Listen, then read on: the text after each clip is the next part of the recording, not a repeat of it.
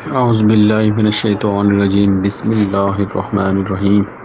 سیقولون ثلاثۃ رابعهم کلبهم ویقولون خمسۃ سادسهم کلبهم رجما بالغیب ویقولون سبعۃ وثامنهم کلبهم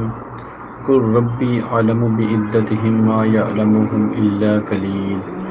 فلا تمار فیہم الا مراء ظاہرا ولا تستفتی فیہم منہم احدا۔ جلد ہی وہ کہیں گے کہ وہ 3 تھے اور ان کا چوتھا کتا تھا، اور وہ کہیں گے کہ وہ 5 تھے اور ان میں سے چھٹا ان کا کتا تھا۔ یہ بغیر علم کے رائے زنی کرتے ہیں۔ اور وہ کہیں گے کہ وہ 7 تھے اور ان میں سے 8واں ان کا کتا تھا۔ آپ کہتے ہیں کہ میرا رب بھی ان کی تعداد کو بہتر جانتا ہے، تھوڑے لوگوں کے سوا انہیں کوئی نہیں جانتا۔ چنانچہ آپ ان کے بارے میں کسی سے سرسری بحث کے علاوہ جھگڑا نہ کریں، اور نہ ہی ان کے بارے میں ان میں سے کسی سے فیصلہ مانگیں۔ آج میں سورۃ الکہف کی آیت نمبر 22 کی تلاوت کی، اس کا ترجمہ آپ نے سنا۔ یہ سابق کہف کا واقعہ جو چل رہا ہے، اس میں یہ آیت نمبر 22 میں جو ابھی ان کی جو تعداد کے اوپر بحث ہو رہی ہے۔ ابھی 21 نمبر جو آیت تک جو ہم نے پڑھا تھا، وہ یہ تھا کہ اللہ تعالیٰ نے ان کا حال تھا وہ لوگوں کے اوپر ظاہر کر دیا، اور کیونکہ اللہ تعالیٰ فرما رہے کہ کیونکہ اللہ کا وعدہ سچا ہے، اور جو وعدہ یہ تھا کہ جو بھی انسان عمل کرتا ہے اس کا رزلٹ ضرور اس کو ملتا ہے۔ یہ اللہ کا وعدہ ہے کہ ہر عمل کا جو رزلٹ ہے وہ ضرور دیا جاتا ہے، چاہے اچھا عمل ہے چاہے برا عمل ہے، اس کا رزلٹ انسان کو دنیا میں بھی ملتا ہے اور آخرت میں بھی ملتا ہے۔ تو سابق کہف کے کو اللہ تعالیٰ نے دنیا میں بھی اس کا رزلٹ دکھا دیا، اور قیامت تک کے لیے ان کا جو نام ہے وہ اللہ تعالیٰ نے اپنی عظیم الشان کتاب میں اور عظیم الشان صورت کے اندر ان کا ذکر جو محفوظ کر دیا ہے۔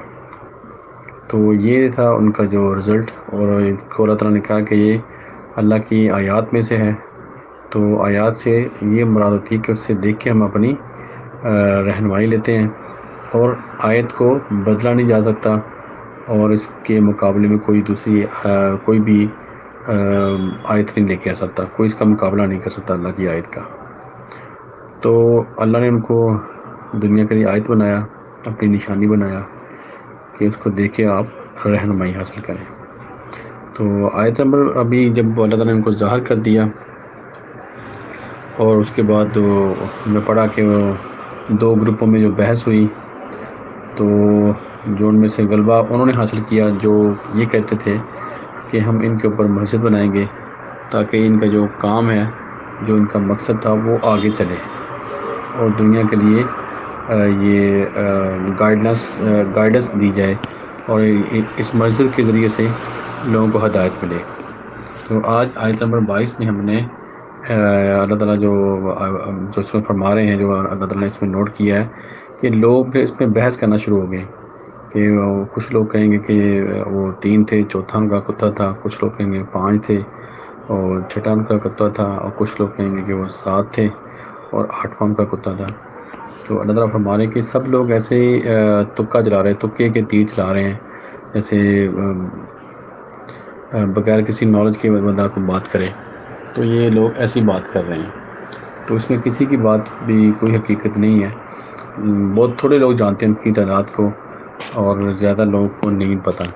اور یہ بھی اللہ تعالیٰ نے فرما دیا کہ آپ جو لوگ بھی ان کے بارے میں، ان کی تعداد کے بارے میں، یا ان کی جو ایسی باتوں میں بحث کرتے ہیں جو کہ جس کا کوئی حاصل نہیں ہے، تو آپ ان کی باتوں پہ کوئی دھیان نہ دیں، ان کی باتوں پہ عمل نہ کریں اور ان کو فالو نہ کریں۔ تو اس سے یہ ہمیں ثابت ہوا کہ جو بھی لوگ ان کے بارے میں جھگڑتے ہیں، ان کی تعداد کے بارے میں، یا ان کے جو جتنے سال وہ ٹھہرے، سوئے یا جاگے، وہ اس کے بارے میں آپ کسی کو فالو نہ کریں۔ تو یہ چیزیں ساری غیر ضروری ہیں۔ تو قرآن نے یہ کہہ کے اس کی جو بحث کو وہاں پہ کلوز کر دیا کہ ان کی جو گنتی ہے وہ اللہ کے علاوہ کوئی نہیں جانتا، یا چند لوگ جو ہیں جیسے نبی پاک آپ کہہ سکتے ہیں، یا اور کوئی اللہ کے جو بزرگ بندے ہیں وہ ان کو جانتے ہوں گے، جو اس سے پہلے جن کو نالج تھا، نبی پاک کے پہلے سے پہلے جن کو کتاب کا علم تھا وہ جانتے ہوں گے، یا کوئی اور لوگ بھی جانتے ہوں گے، لیکن تعداد ان کی کوئی معنی نہیں رکھتی۔ اصل جو تھا ان کا وہ مقصد تھا جس کے لیے وہ وہاں پہ رکے، اور انہوں نے اللہ کی پناہ حاصل کی، اور اللہ نے ان کا جو مقصد تھا اس میں ان کو کامیابی دی، اور جو وہ مقصد لے کے وہاں بیٹھے تھے، اور وہاں سے انہوں نے جو خیالات جو ان کی تھنکنگ تھی، جو تھاٹ تھی، اس کو اللہ تعالیٰ نے پھیلا دیا، اور ایک انقلاب تھا وہ برپا ہو گیا، اور جو ظالم بادشاہ تھا اس کا دور ختم ہوا، اور ان کی جگہ وہ دوسرا بادشاہ جو کہ بہت رحم دل اور ان کے دین کے مطابق تھا وہ آ چکا تھا۔ لیکن پھر بھی ان کے معاملے میں لوگوں میں اختلافات پیدا ہوئے۔ کچھ لوگ اس میں شرک میں چلے گئے، اور کچھ لوگ ہیں تو وہ ہدایت پہ رہے، اور انہوں نے وہاں پہ جو مسجد کو چوز کیا۔ تو آج کی آیت میں ہم نے یہ سیکھا کہ اصل جو چیزیں کوئی بھی ہماری زندگی میں جو معاملات پیش آئیں اس میں ہمیں غیر ضروری جو چیزیں ہیں اس میں الجھنے کی ضرورت نہیں ہوتی۔ بالکل جو کام کی بات ہے، جو ہمیں چیز فائدہ دے سکتی ہے وہی ہمیں لینی چاہیے، اور غیر ضروری جو بحث ہے جس سے کوئی حاصل نہیں ہے اس کے بحث برائے بحث جس کو ہم کہتے ہیں، جو تنقید برائے تنقید، یا اس طرح کی کوئی بھی چیزیں جس میں ہم ایک دوسرے کے اوپر غصہ کرتے ہیں، اور لڑائی جھگڑا شروع ہو جاتا ہے، اور نوبت جو ہے وہ بہت دور تک چلی جاتی ہے، اور قتل و غارت تک بھی بات پہنچ جاتی ہے، جیسا آج کل پاکستان میں یا پوری دنیا میں بھی ہے یہ چیز کافی کنٹریز میں۔ تو اس سے بچنا چاہیے ہمیں۔ اصل چیز جو ہے وہ ہمیں اس کی طرف جانا چاہیے، کہ نہ کہ ہمیں غیر ضروری بحثوں میں پڑھنے کے، کسی خبر کے اوپر ہمیں بحث کرنا جس کا ہمیں کوئی حاصل نہیں ہے، خبروں جو بھی ٹی وی میں خبریں آ رہی ہوتی ہیں اس کے اوپر بحث کرنا جس کا ہمیں کوئی فائدہ نہیں ہے، اس سے ہمیں بچنا چاہیے۔ ہمیں بالکل جو ضروری چیزیں ہیں جس کا ہمیں فائدہ ہو وہ ہم ڈسکس کر سکتے ہیں، یا کسی کو ہم فائدہ دے سکتے ہوں تو وہ ڈسکس کریں، اور اسی طرح جو ہے نا ہم اپنے آپ کو برائی سے بچا سکتے ہیں،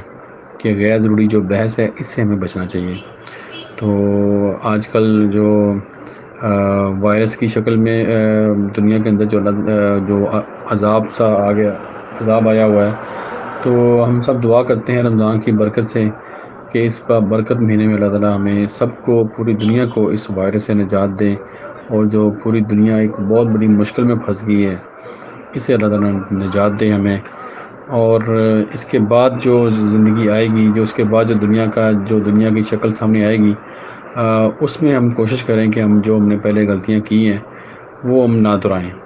کیونکہ یہ اللہ تعالیٰ کا کوئی بھی جو مشکل آتی ہے وہ اللہ تعالیٰ نے قرآن میں فرمایا ہے، قرآن پاک میں، کہ کوئی بھی جو مشکل انسانوں کے اوپر آتی ہے وہ ان کے اپنے ہاتھوں کی کمائی کی وجہ سے آتی ہے، کہ جو بھی ہمارے عمل ہیں ان کی وجہ سے یہ مشکل آتی ہے، ورنہ اللہ کے ہاتھ میں خیر ہی ہے، اور اللہ کی جو رحمت ہے وہ اس نے ہر چیز کو گھیرے میں لیا ہوا ہے۔